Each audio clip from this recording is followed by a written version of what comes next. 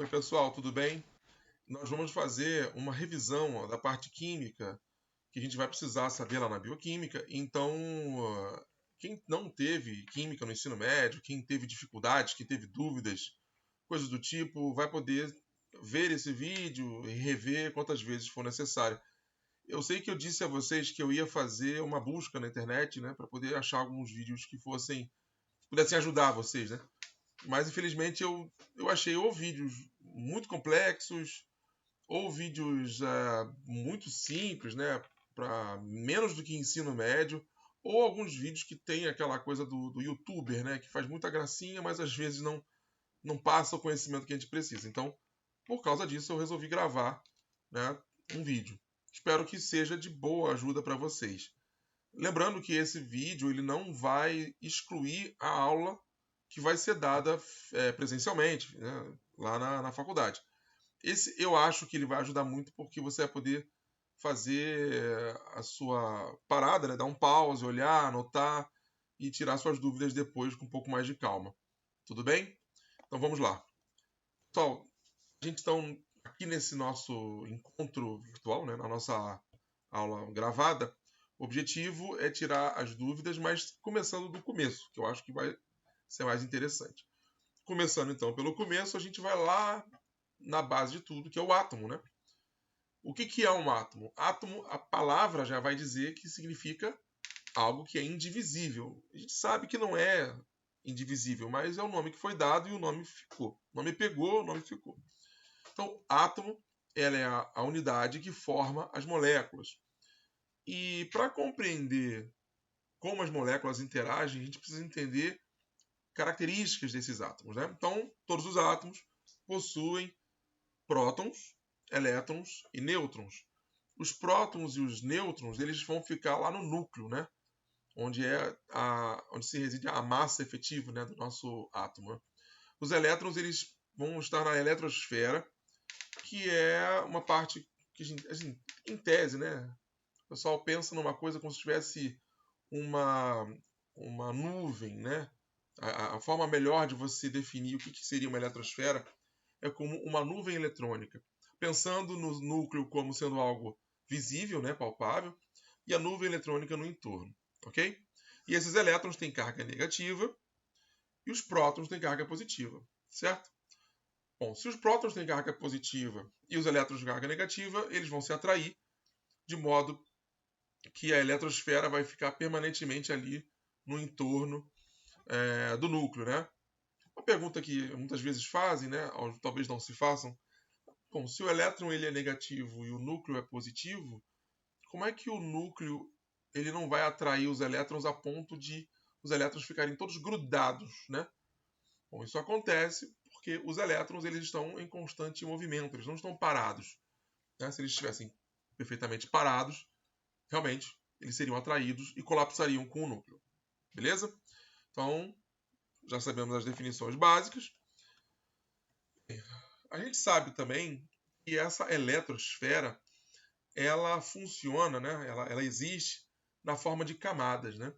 Se você pensar numa cebola que tem várias camadas, você também pode talvez levar essa explicação, essa analogia para os átomos. Os átomos, então, têm o seu núcleo lá, bem no centro, e em cada uma dessas camadas da cebola, a gente teria camadas ou níveis, né, de elétrons. Então você teria alguns elétrons que estariam mais próximos do núcleo, numa camada mais próxima, outros um pouquinho mais afastados e outros mais afastados, até o limite máximo de elétrons que existem circundando um determinado núcleo. Ok? Bem, existem muitos elementos químicos, mas uma coisa que chamou a atenção dos primeiros observadores, né, é que se você observar um átomo de hélio, ele possui apenas 2 elétrons na última camada, o neônio apenas 8 elétrons na última camada, o argônio também possui 8, o criptônio 8, o xenônio 8, o radônio 8. Esses elementos químicos são conhecidos como gases nobres, porque eles têm uma dificuldade de reagir muito grande. A gente aprende na escola que eles não reagem, né? Na verdade, eles podem reagir, mas eles têm muita dificuldade de reatividade porque eles são muito estáveis. Ok, então a estabilidade ela está muito associada à quantidade de elétrons na última camada. Foi isso que se chegou à conclusão. Tirando o hélio, obviamente, né, que tem 2 elétrons na última camada, os outros todos têm 8 elétrons na última camada.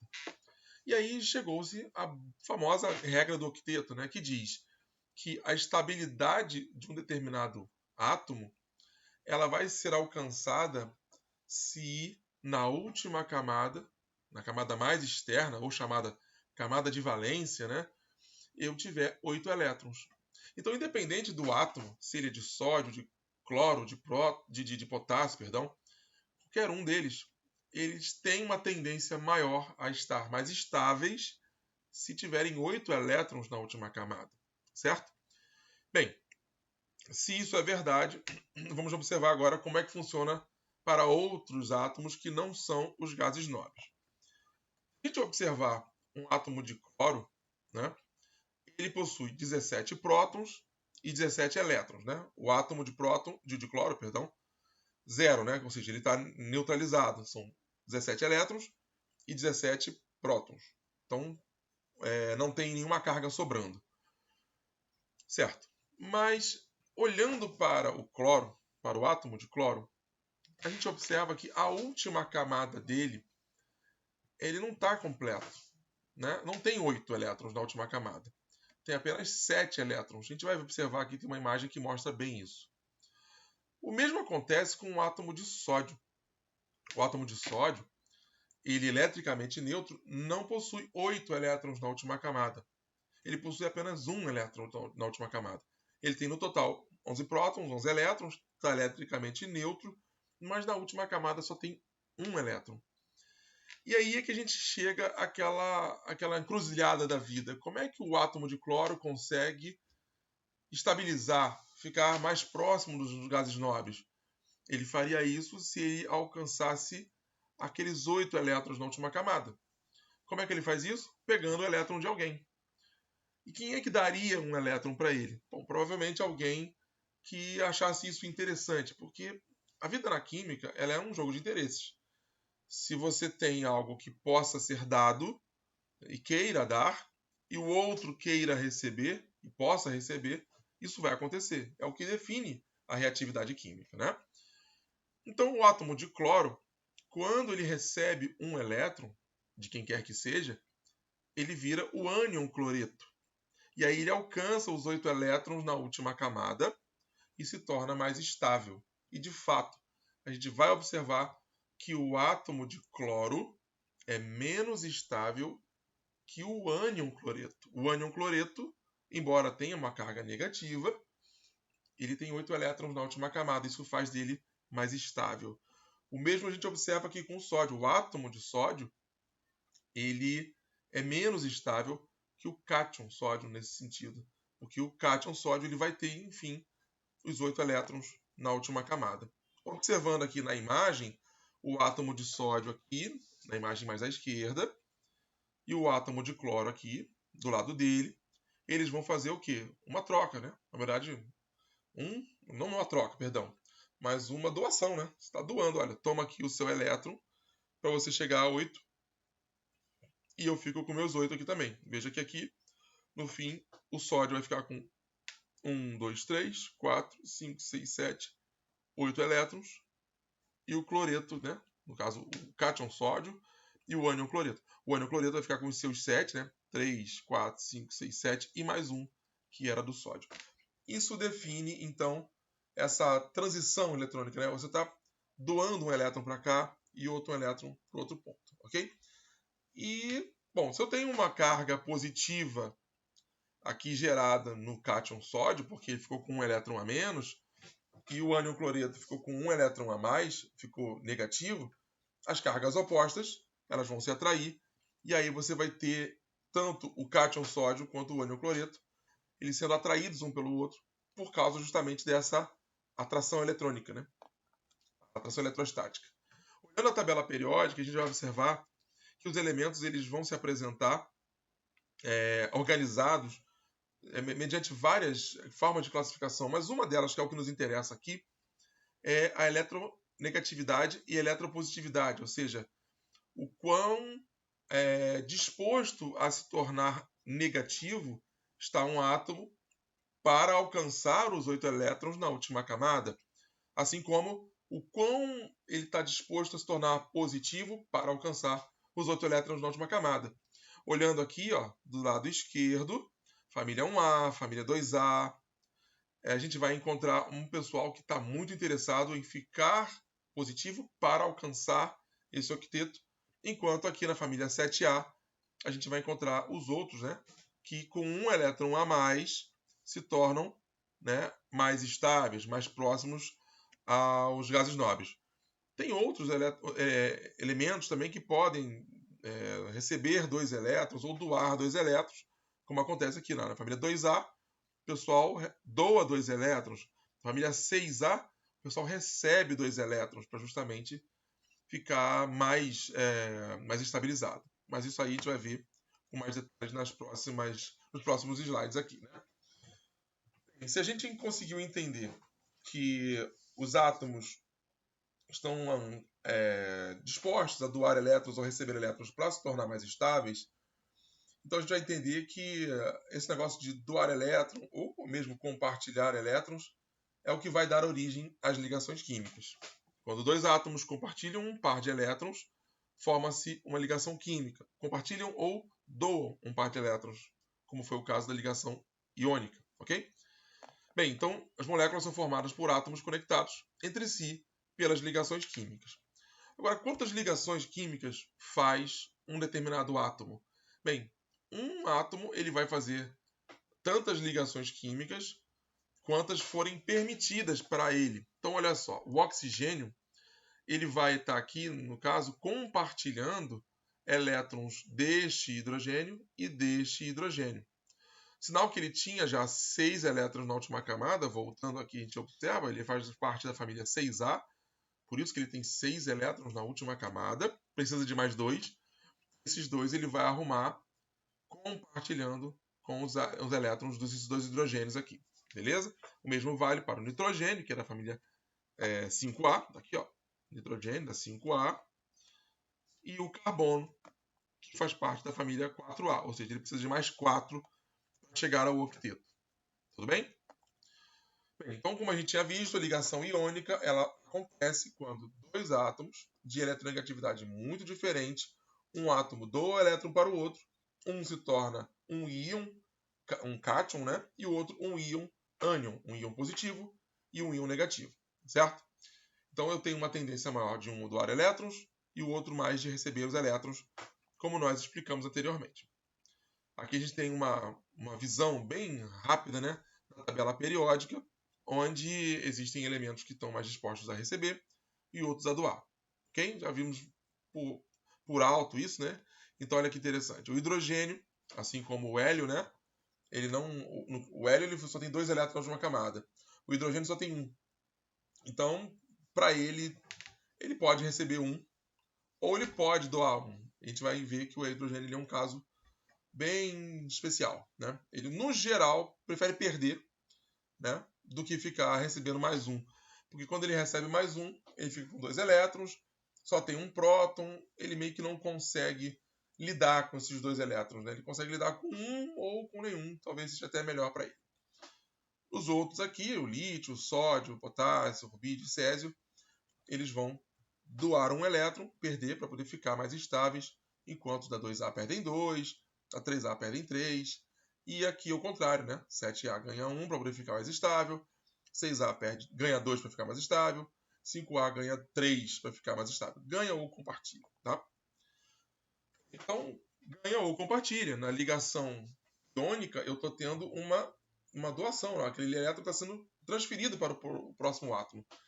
Na ligação covalente, o que vai acontecer?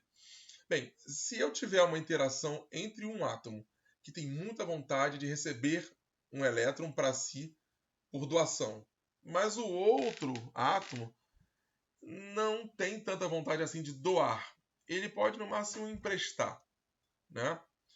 Então o que pode acontecer? A reação não acontece? Não, ela pode acontecer, mas sabendo que aquele átomo que teoricamente doaria o elétron, ele não vai doar, ele vai emprestar. Então, Sinal que aquela ligação química ela vai ser um pouquinho mais firme do que uma ligação iônica. Na ligação iônica eu tenho só uma carga positiva e uma carga negativa, cada um, né, o cátion e o ânion, que se aproximam, mas se qualquer perturbação no ambiente, essas duas cargas elas se afastam. Aqui não, eu tenho uma ligação efetiva.